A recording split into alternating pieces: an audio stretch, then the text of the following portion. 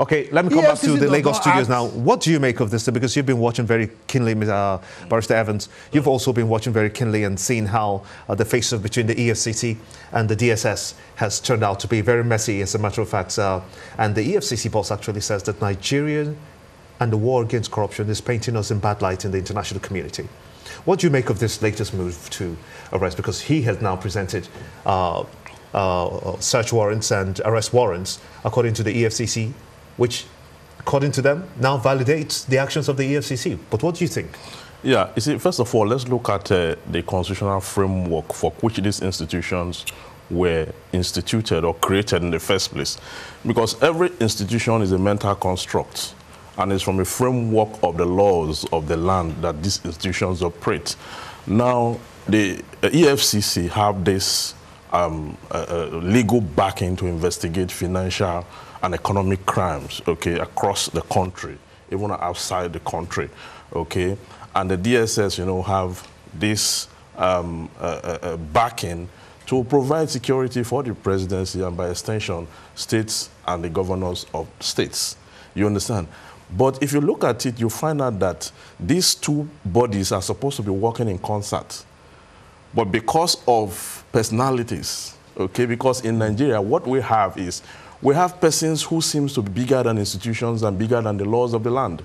This is a clear case of neglect of the rule of law, and it is sad. It is repugnant to natural justice, equity, and good conscience for us to have issues like this where you now have clash within two institutions that are supposed to promote the embers of peace and entrench, you know, the cause of justice in the Nigerian state. Now, if you look at it, you'll find out that uniformed men, okay, as we know them to be, or men of authority, hardly act in discretion. So when you have these guys, because at some point, the men at this other side cocked their guns, and the men at the other side cocked their guns. That's a dangerous precedent. And if you have the DSS in place, and you have the EFCC, and the EFCC have complied with all the rules of law, all the procedures for which arrests should be made, and then there is resistance. It is dangerous, it is illegal. If you look at Section 33 of the Nigerian Constitution, and 1999 Constitution has amended, one of the reasons where a person's life, because that section provides for right to life, but one of the reasons for which a person's life can be taken away from him is when he resists arrest. So is that dangerous? So I think that we are laying a very dangerous, the corruption has laid Nigeria prostrate. And we should all join hands, all the institutions should join hands to fight it. Because if you look at this allegation, it's linked to the Dasuki Gates scandal, okay, coming from the DSS boss and our former boss, you understand? So what is expected of the operatives of the DSS is to comply and assist the EFCC to investigate properly and, you know, carry out its role, its function in society so that we can see the end of this. But what options were available to the EFCC? Because one will wonder and say that, okay, since we're dealing with a high-profile, high-net and profile individual, we may not even have to go the way of getting a search warrant or even going to his premises, but allow him to come and meet us. Have you heard of that yes, school of thought? An invitation was extended to him, okay? First by a phone call and later by, you know, a written invitation. But he turned that down because he didn't appear as he should. And what happened is that the EFCC decided to take the other option left, and which is to go and arrest him. And I don't see anything wrong with the EFCC going to arrest someone who has been indicted of an offense of that magnitude. There's nothing wrong with that.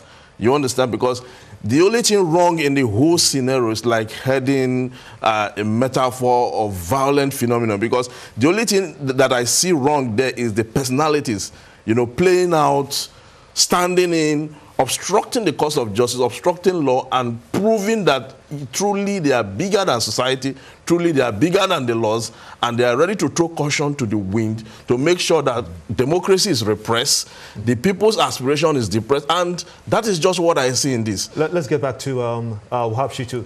You do know that There's a school of thought that thinks that a serving or a retired officer at that level, having attained the level of a DG of the DSS or any other parastatal of government or security outfit or agency for that matter, should have stayed aside if it's been investigated. Why do you think that in our clime that is hardly ever the case? Well, let me respond by saying that there's a popular maxim that all of us subscribe to, which is the foundation of constitutional democracy or rule of law. And that maxim is, no matter how big a person is, the law is bigger. Everybody is subject to law. EFCC is operating by virtue of a law, EFCC Act 2004. It is not about the headship of EFCC or the headship of DSS. It's about the law. It's about compliance with constitutional provisions. It's about rule of law. As I've shown clearly here, EFCC is acting within the premise of the law. There was a formal phone call, there was a formal invitation, there was an attempt to obtain, and they did obtain a search warrant.